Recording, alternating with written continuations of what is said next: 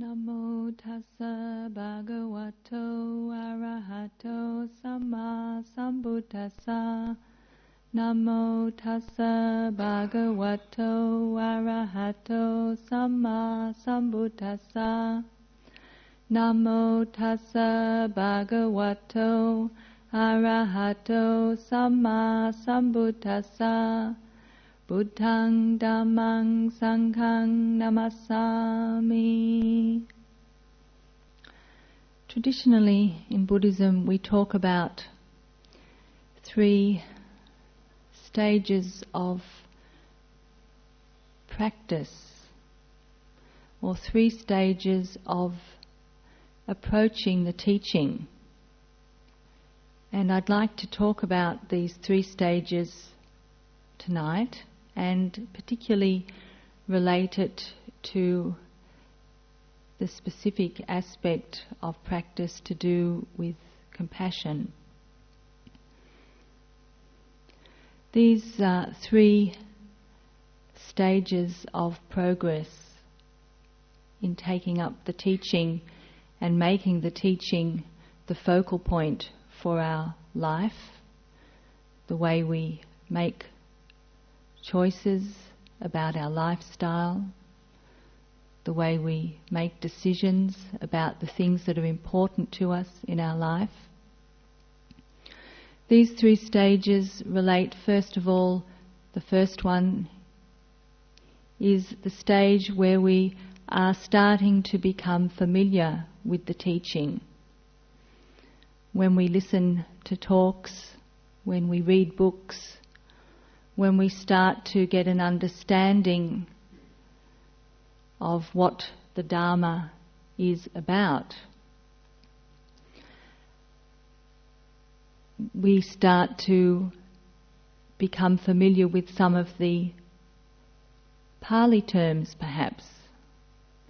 So the Pali term for this stage of practice is called pariyatti. And this is the stage of, if you like, conceptual learning, conceptual understanding. Someone else is telling us what the teaching is about. Someone else is explaining to us how things work, and perhaps inspiring us to start to use some of these teachings in our own life. And when we move from the point of listening and reading and starting to get a handle on the teaching that someone else has given us, when we move to the next stage, we start to put the teaching into practice in our own lives, as much as we understand what that teaching is.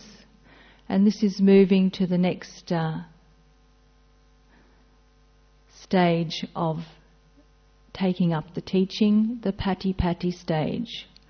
The stage of practice in which can include all the different aspects of the Noble Eightfold Path that are to do with sila, morality, right speech, right action, right livelihood, taking the 5 precepts, committing ourselves to trying to live harmlessly, honestly, with integrity, refraining from using drugs and alcohol, refraining from sexual misconduct, interfering in established relationships, being true in our commitments, looking at our livelihood and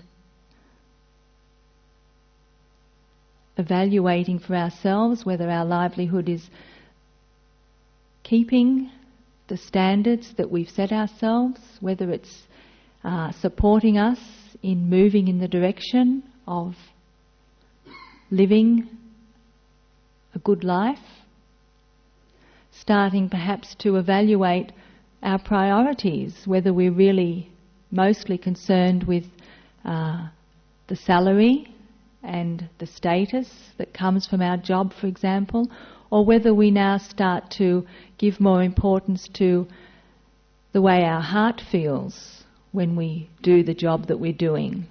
What kind of relationships it encourages between ourselves and our workmates. Whether it creates so much stress in our life that our family life is adversely affected. We start to look at those things and maybe reevaluate what we want from our livelihood and what we want to get out of our life. And we start to recognize the effect that our daily life behaviour has on the mind that we bring to meditation. So when we start to practice the teaching, we also become more familiar with the mind itself and the relationship between our lifestyle, our relationships, and the way we feel internally, what our inner household is like. And again, when we start to recognize that the Dharma is helping us to explore these aspects of our life and giving us guidelines on how to live that will bring more peace and harmony into our life, then we decide that we're going to try to apply the guidelines that we've been shown. And particularly if we are very interested in developing our mind in meditation, we recognize fairly quickly that unless we look at the rest of our life, then our meditation is never going to flourish. That it's not enough to just sit for an hour even every day if the rest of our day is full of turmoil, full of tension, or full of unhappiness. And we start to see that the causes for friction, tension, unhappiness in our life goes far beyond what we can or what we were thinking of in just the present moment. We start to see the connections between the past and how we've lived and the decisions that we've made and the way we're living now, the kind of lifestyle we have, and what we can get out of our mind if we are starting to value peace, harmony, inner ease. So we start to see a bigger picture, the broader picture of what creates our experience in the present moment. And in terms of practice, we recognize that if we're going to use the teachings to their greatest advantage, that we have to make an even deeper commitment to the practice than we perhaps imagined would be necessary. So many people come to meditation, come to Buddhism because they want to learn to meditate, because they've heard, read, been told that they'll become more peaceful, they'll get on better with their family, their health will improve if they learn to meditate. And so many people come along here with that in mind and take up meditation in isolation from the rest of their life. And once you start to look into the mind in meditation, there comes a point where you recognize that if you really want to make deep changes, and if you really want to get the maximum benefit out of what is the potential for peace in the mind, then you need to do more than just come, say, once a week and sit here for half an hour to learn meditation. It has to become something that is applied in everyday life. And from that realization right through to the point where true wisdom arises, this is all the path of practice. The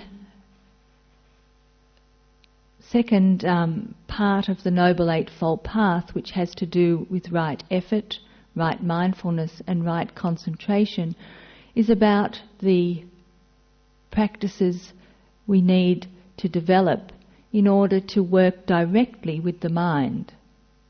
Right effort is the practice of being able to pay attention to what's going on in the mind and to recognize what thoughts are helpful, productive of happiness, and what thoughts bring suffering, what thoughts lead to unhappiness. And then being able to develop the skills to remove the thoughts that are productive of unhappiness and to bring into the mind the thoughts that make us more happy, more peaceful. And to be able to actively cultivate those thoughts which lead to happiness. So thoughts that encourage us to sit in meditation, thoughts that encourage us to keep the precepts, thoughts that encourage us to think about the welfare of others. Those kinds of thoughts, when we're developing right effort, we try to make those kinds of thoughts occur more often so that they become a stronger part of our mental repertoire, if you like. And then not only to have them as thoughts in the mind that come and go, but thoughts that start to propel us into action. In order to be able to start to look at the mind in this way, we have to develop mindfulness. Mindfulness that keeps the mind in the present moment, paying attention to what's going on, not being scattered, not being distracted, being focused and clearly seeing what's going on. And then with that clear seeing, having the strength to do what's necessary. And in order to develop that strength, we need to develop the mind in meditation to be calm and clear. And this is what we've been doing tonight in the meditation of just staying focused on the breath. When we're able to stay focused on the breath moment after moment, the mind is able to settle down. Being able to stay in one place not only allows the mind to settle, it allows the mind to contain its energy. It helps the mind to strengthen. And with that silence that comes from the mind not being distracted, not wandering away, we start to discover an inner feeling of peace, a feeling of ease. That peace, that ease, helps the mind to have more clarity. That supports mindfulness, which allows us in turn to become more skillful with right effort.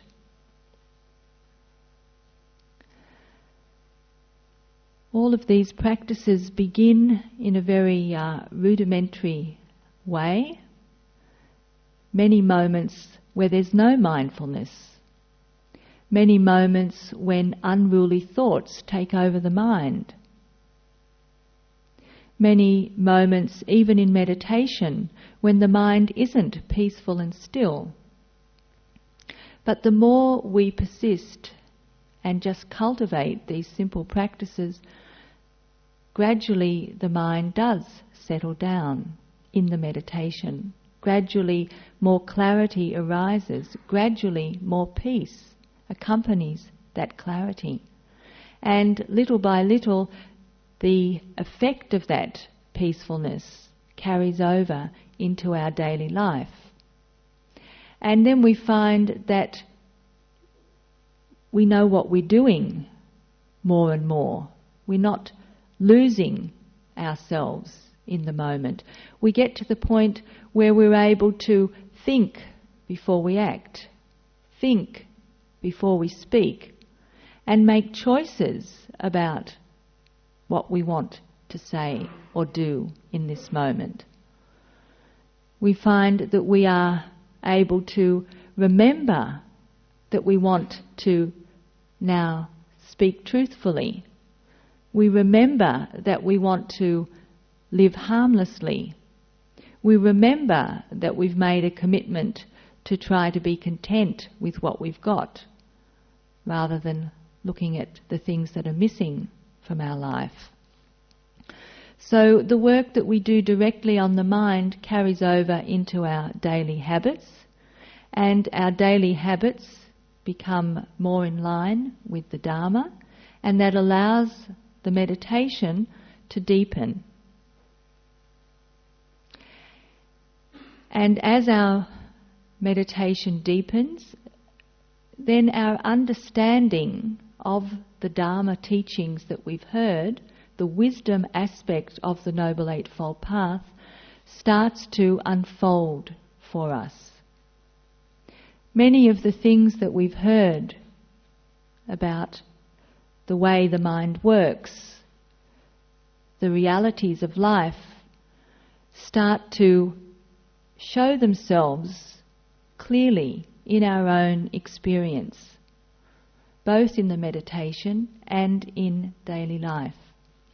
So in terms of wisdom, the wisdom aspect of the Noble Eightfold Path, the Buddha taught that there are three characteristics, three qualities of all experience, our own experience and everyone else's experience. And that these qualities point to the laws of nature that we're all bound by. And if we can understand these laws of nature and learn to live within those laws of nature, accepting them and living accordingly, then we can live peacefully and happily. And these three characteristics are that everything that arises internally within our own mind and body, externally in the world outside, in every realm of existence, the highest heavens, the deepest areas of space, whatever you like to think of, all of those things are impermanent, changing, not constant, not forever. The second of the characteristics that the Buddha pointed to is that life is fraught with suffering or unsatisfactoriness because we don't understand its changing nature, its fleeting nature, that it's everything that we take to be solid, everything that we grasp at as being permanent, as being mine, is changing, is not as solid as it seems, and one day will pass away completely. And so when we don't understand this, we suffer, particularly when we spend our life living as though whatever it is that we are accomplishing, accumulating, looking after, connecting to, is going to stay the same forever. When we discover through just getting older that this body is impermanent, when we discover through the death of someone that we're close to that everything, even the most precious things, change and pass away, when our life circumstances change, when things go wrong, then we suffer if we don't know that and accept that this is the way that things are for everyone. The third characteristic, the third law of nature that the Buddha pointed to, which we can investigate, is the teaching on non-self. And this is one of the teachings which people very often find very challenging in Buddhism and difficult to approach in their daily life. What does it mean, non-self? How can I know that without being fully enlightened? So tonight I'd like to talk a little bit around this teaching on non-self.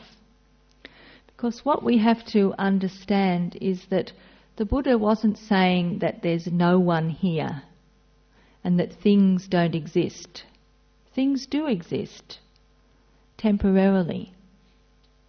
And we are here, mentally and physically, but not in the way that we assume that we are. We assume, for example, that we're here forever, even though we know that no one has ever lived forever. There's still this sense in the mind, of part of the mind, that sort of really doesn't believe that one day it'll be our turn to die.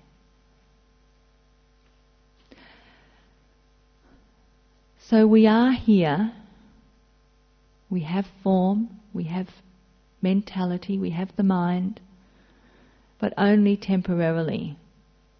And it's not just when we die that this mind and body changes and passes away.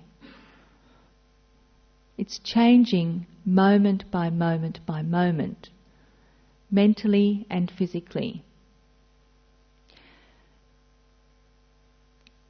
Has anyone got the same thought in their mind now that they had when they first sat down?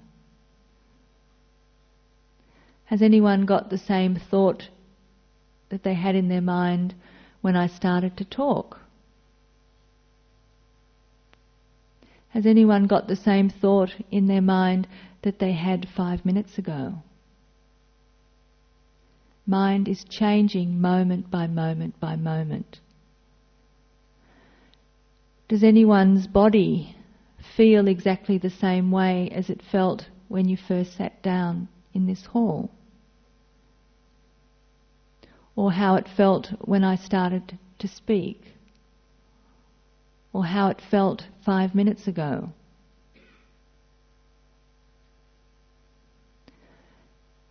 The fact that we can feel change in the mind, know change in the mind, and feel change in the body are indicators of the change that is taking place all the time, moment by moment by moment, throughout the whole of our life until the time of our death. Now these are realities that we can experience directly and which can start to help us get a handle on what it means by not mine, not me, not a self. Yes, there's a mind, yes, there's a body. How much of the change that takes place was change that I directed, change that I wanted, change that I ordered, change that I'm in control of.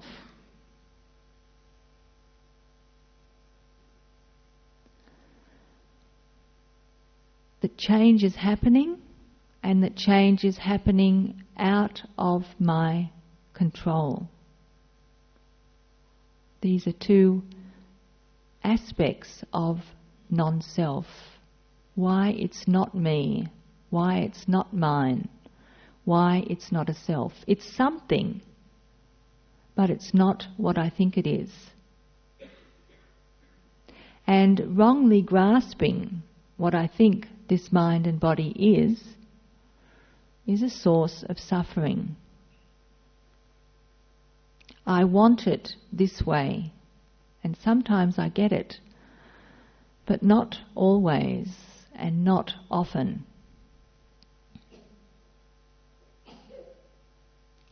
And not only for me, for those I love, for those I care about. The same for them, and also for me in my wanting to have control over, to own, to be in charge of those things, those people that I think of as mine. My father, my mother, my brother, my sister, my son, my daughter, my anything is also changing moment by moment by moment, mentally, physically, changing according to the laws of nature, not according to wishes and desires from me or from that person. Now, the direction that change takes and the way that our life goes, the Buddha said, happens according to causes and conditions. And this is the other aspect of the teaching on non-self. There are various factors within our own mind and body and in the world outside the mind and body which affect us and affect the change that happens, the direction that change happens, the speed with which that change happens. And those factors, some of them are in our control and some of them are outside of our control. Whether we have good health or bad health, whether we have an illness from birth, a congenital illness, whether we have an accident which leaves us with permanent disability, permanent impairment. These are causes and conditions that affect the mind and the body. What happens in the society we live in? If there's disease, if there's war, if there's stability and peace, these are causes and conditions that affect our state of well-being. Some of them outside of our control completely, some of them we can have some input to, so we can vote for what kind of government we want. We can modify some of the conditions, but we can't affect them completely, and we can't remove them from our life. And so the teaching on non-self encourages us to understand that while we have some control, some say, and can cause some modification to the way this mind and body exists and experiences, there are many causes and conditions that are outside of our domain, outside of our control. So again, it's not that we are absolutely at the receiving end of causes and conditions that we can't modify, but that so much of our life and how our life unfolds is going to be outside of our direct control.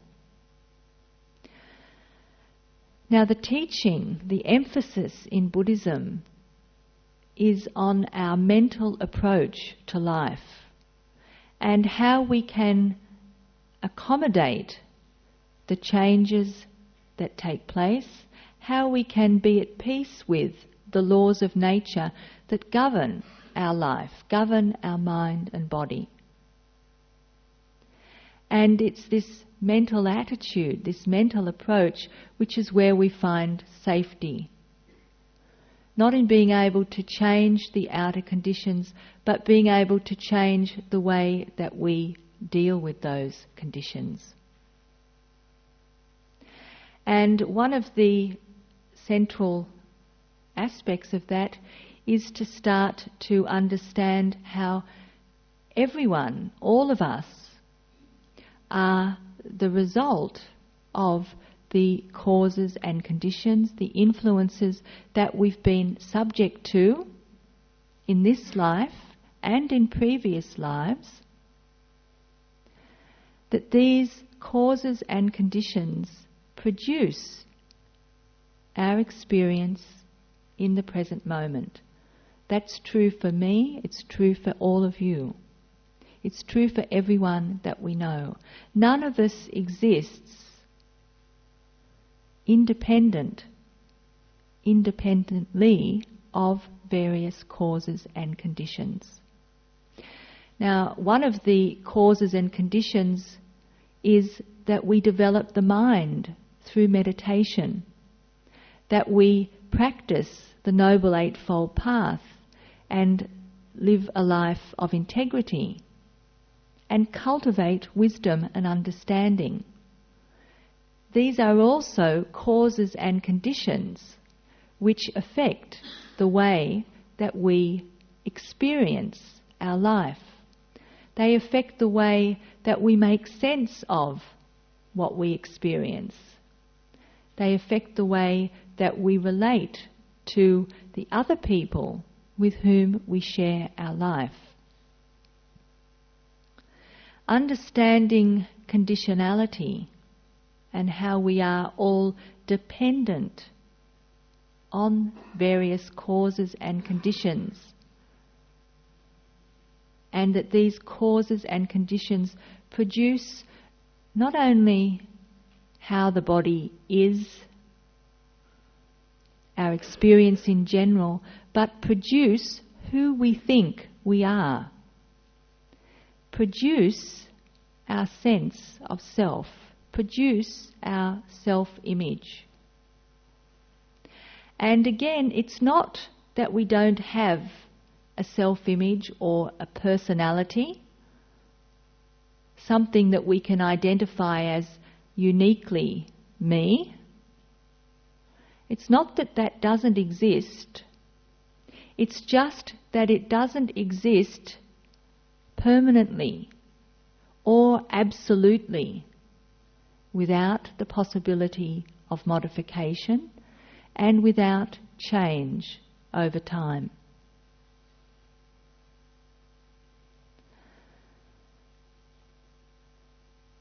The personality, the person that we think we are, is just a process of cause and effect produced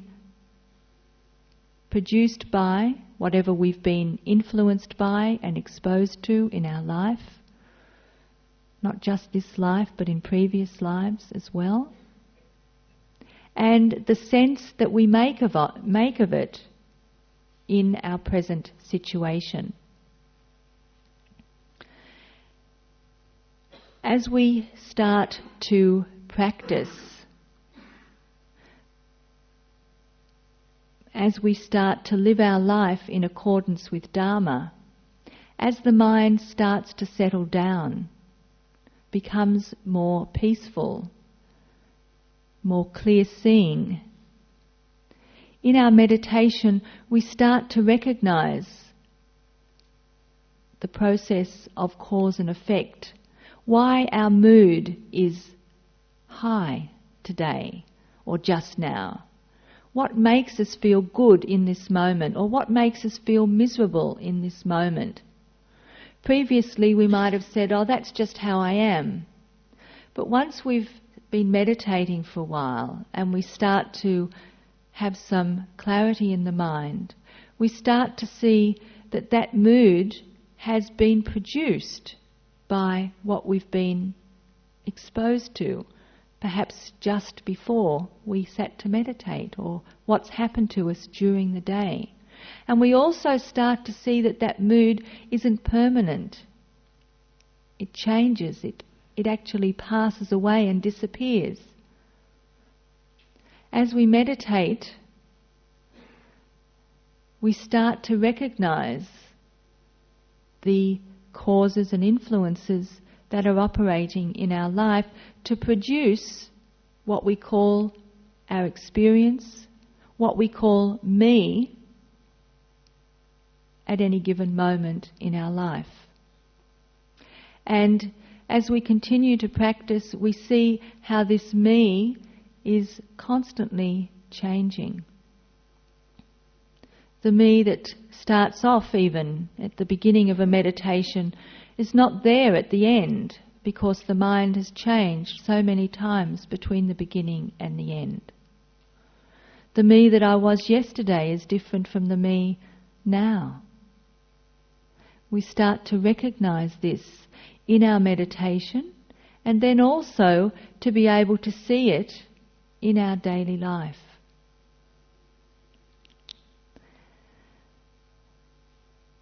And so as we take our meditation practice into daily life, we start to be able to see even more clearly how subject we are to causes and conditions, how influenced we are by what we see, by what someone says to us, by how we feel emotionally on a particular day. And the whole idea of me as being fixed and permanent, as enduring, this starts to break down. This starts to become less fixed in our own mind. And then we might notice that we are able to change the way that we usually react, change the way that we usually do things. Something that we've been holding on to as being so central to who we are. The way we always do things, the way things should be done, because that's the way we've been taught. That's the way we've been brought up to believe is right. We start to be able to notice in the moment the flexibility that comes into our mind, the flexibility in our approach to practical things, and even things which we have previously found to be very important parts of who we are. We start to see the sense of self arising in the moment, and how we hold on to it, grab onto it. And then as we practice, not only we start to see the sense of self being produced, but our grip on that sense of self starts to be loosened. And there comes the wonderful moment when we can see right through our reactions, that there's actually no truth to the reaction that we've got. There's no fixedness about it. There's no real me there. This is just the product of conditioning. This is just the result of what I've been taught or told or always done or always believed was me. And in that moment, we grasp for ourselves what the Buddha was talking about when he talked about the sense of self is produced, is manufactured, constantly changing, has no core, is not me or mine. And in that moment of penetrating, there's a falling away of all the investment that we've had in that sense of self. And in that moment, there's freedom. And this is the result of insight, of seeing through that sense of self. The result of insight is joy. And if we are practicing and gathering together the conditions for insight to arise, then we will again recognize that it doesn't arise through willpower. It doesn't arise through just being clever. All the various conditions have to be there in order for insight to arise. And when it arises out of the blue. It arises very often when we're least expecting it. But it arises because we've produced all the necessary causes and conditions through our cultivation of the whole of the Noble Eightfold Path. And when we have penetrated to the truth of the teaching, we've moved into the third stage of the development of the path, and that is what's called in Pali Pativeda. That is where we penetrate to the truth for ourselves. We understand the teaching at a profound level, not only so that we understand it, but that we experience the joy of letting go in that moment. And the fruit of that insight is joy. And this can happen in the most mundane circumstances. It doesn't happen necessarily in the middle of meditation. It can happen when we're going about our daily life. But it can only happen when we have taken the practice from the cushion, from the meditation time, into our daily life. And that means cultivating all the factors of the Noble Eightfold Path, keeping precepts, actively developing generosity, loving kindness, care and concern for others, selflessness in our daily actions, thought, speech and action. And then practicing right effort, trying to be mindful, trying to let go of negative thoughts, trying to develop the peace of mind that comes from being able to stay in the present moment mindfully. When all of those things are present, then insight arises by itself. And someone gave a very good example of this arising of insight leading to peace, leading to freedom, happening in the most mundane way. Someone who comes to the monastery regularly and who does cultivate the Noble Eightfold Path in all its aspects and has been for some years. And I'm saying this because we need to understand that these fruits come through the cultivation of the necessary conditions. This person told me that they went to the supermarket, their local supermarket, did their shopping, and one of the items that they purchased was deodorant. Very mundane, nothing special about deodorant. They took their shopping home, they put the deodorant away, And a couple of weeks later, when they took it out to use it, they realised that they'd bought the wrong kind of deodorant. They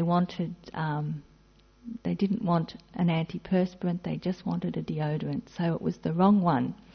So they were very fortunate. They still had their docket from the shop, and so they took the deodorant back to the shop, and they wanted to exchange it for the one that they usually get.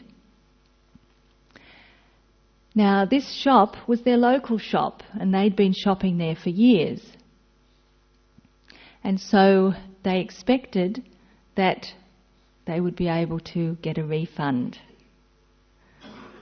Now, they took their deodorant to the girl on the counter, and she said, "Oh no, sorry, we can't give you a refund. You've had it too long."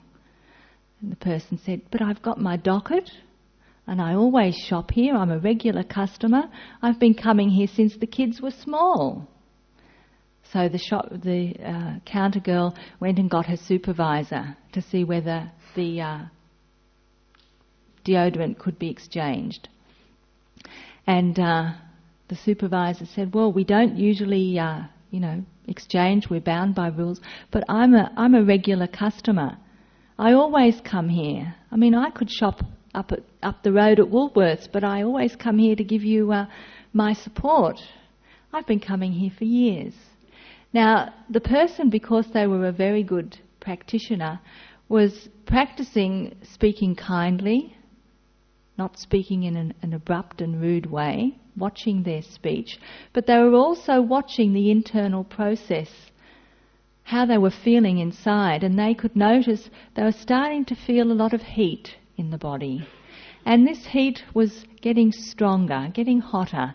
And not only was it getting hotter, it was starting to spread throughout the whole of their body. And it was starting to become like prickly heat, not just a mild warmth.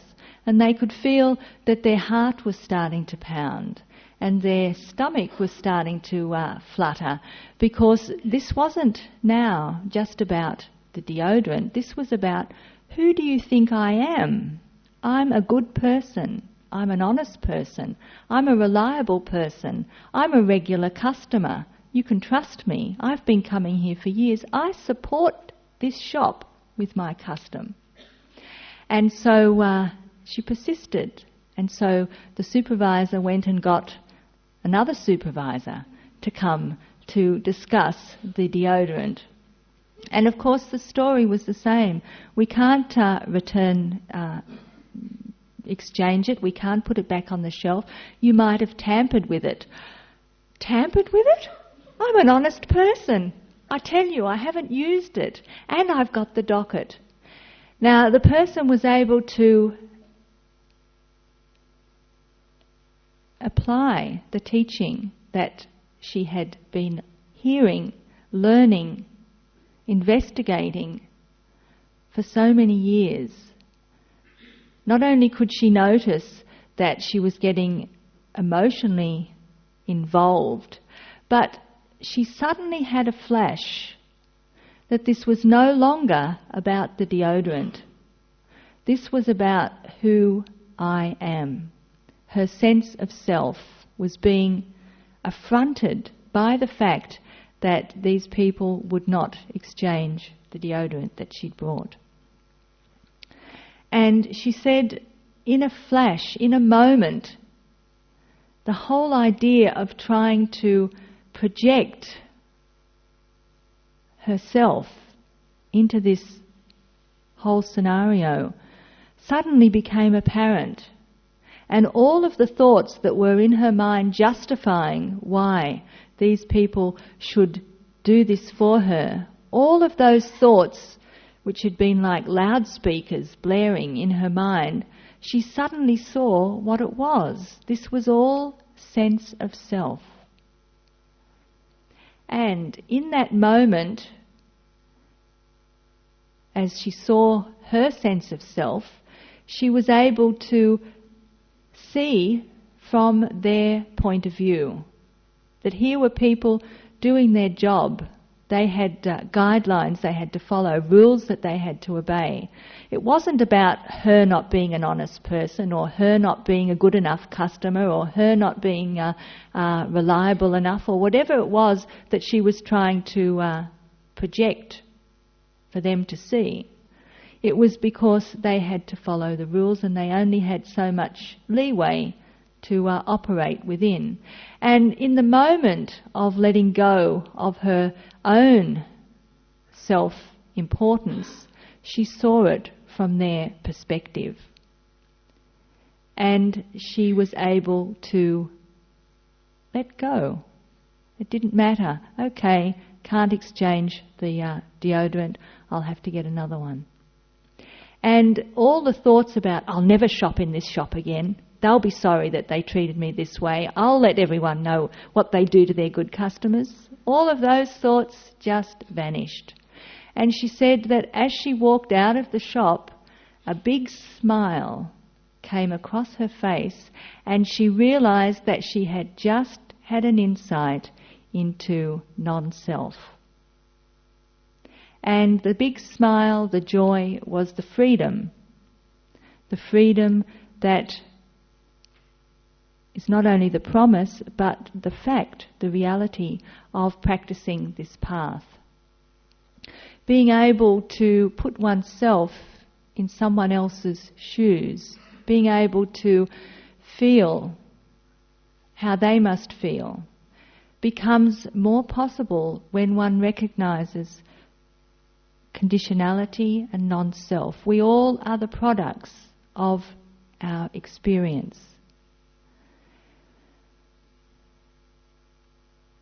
We are all subject to the conditions that we've been exposed to, the conditioning that we've been exposed to. And if we can see our own conditioning, then we can more easily see the conditioning that has produced the person who's standing in front of us, or that is affecting them as they stand in front of us. And we can more easily empathise with that person, see it from their point of view, recognise why they're like they are.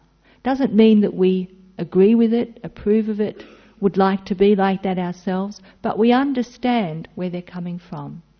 And then with compassion, we can do what needs to be done, trying not to create suffering for ourselves, trying not to create suffering for others. In this case, the suffering might have been, I'm never going to shop here again, and now I have to go and shop at another place.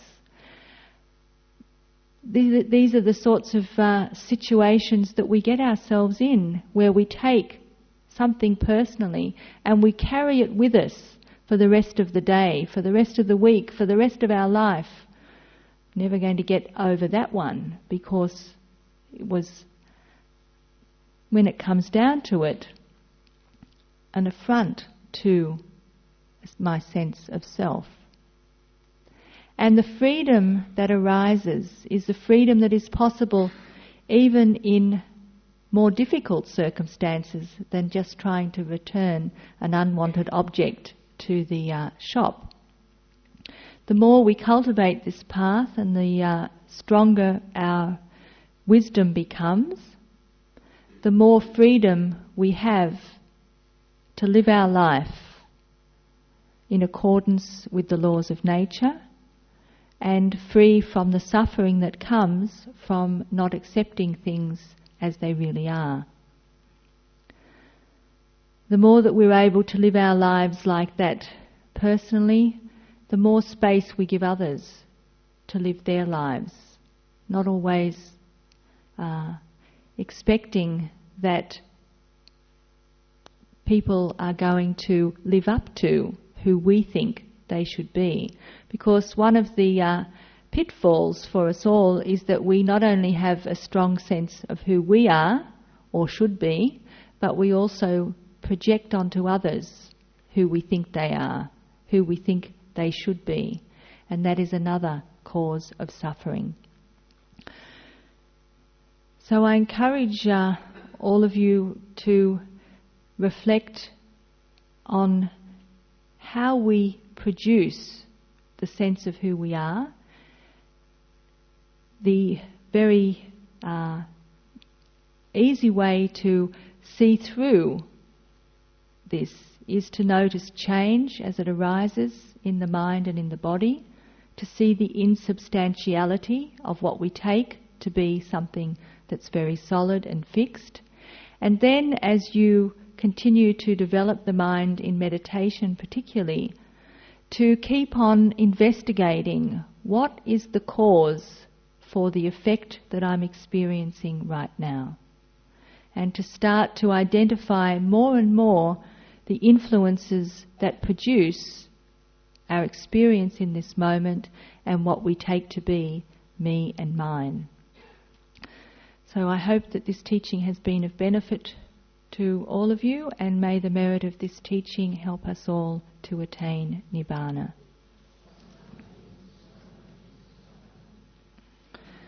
Does anyone have any questions or comments about this teaching tonight? Yes? If there's no self, what about the underlying continuity, say, from the previous life?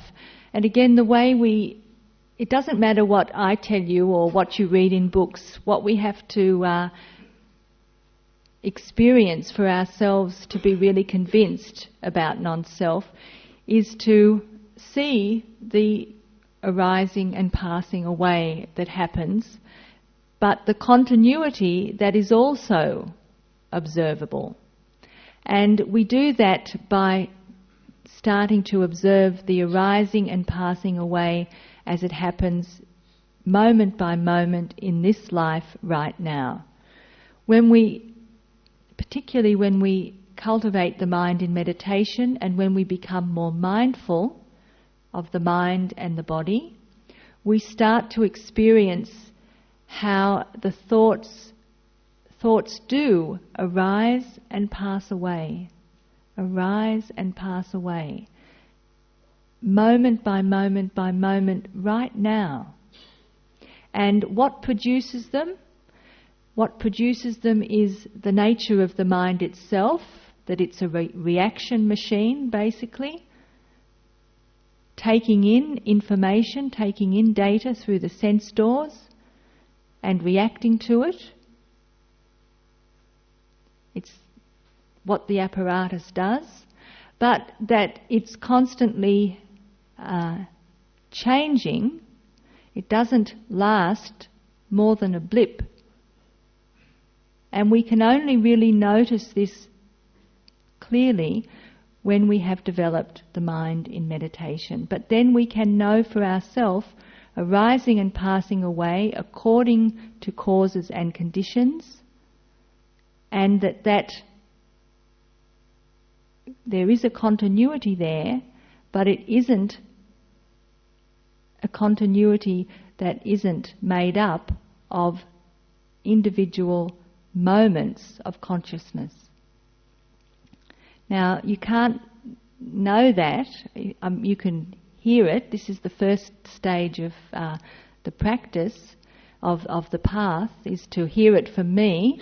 Then you start to investigate it for yourself by doing all the practice that's necessary, cultivating the Noble Eightfold Path, developing the mind in meditation to the point where you can observe for yourself that arising and passing away, and at that point penetrate to the truth. That is the way things are.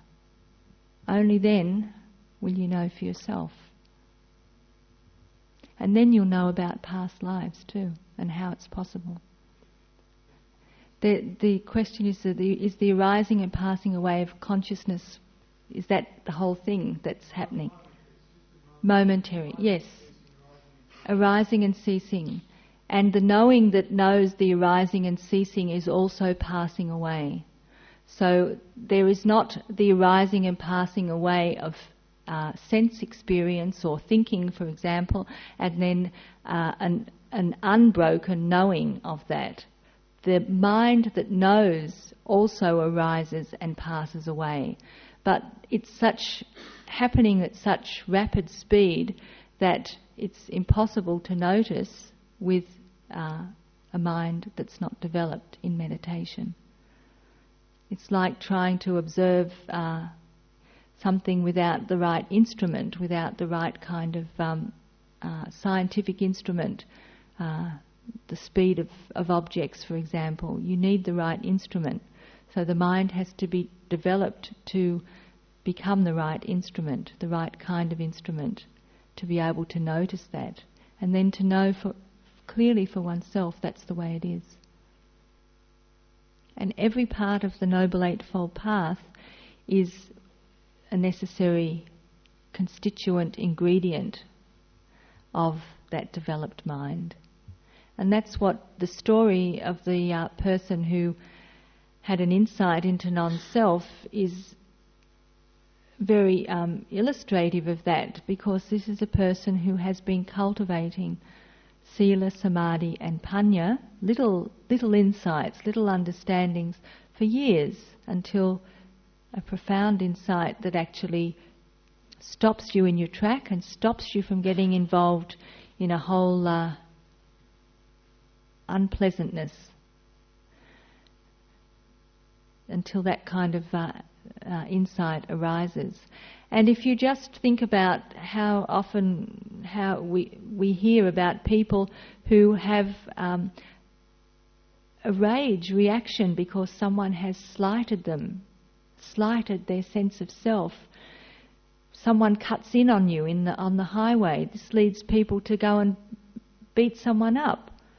Someone looks at you the wrong way or calls you a name you don't like, does something which you think is fundamental to who I am, and people end up killing. People have this very strong sense of, these people belong to me, they're mine, my children, I can't live without them. People kill their children because they think of them as mine, can't live without them. And this all comes from the wrong idea of self. So we're not talking about something which is just unimportant or insignificant. This is what propels us in our thought, speech and action. And so it's really important that we start to understand it. And we understand it by starting to approach it even in a very simple way of watching the change that happens in this mind and body as we go through the course of a day. So I think that's probably enough, and I'd like to ask Jake to make the announcements for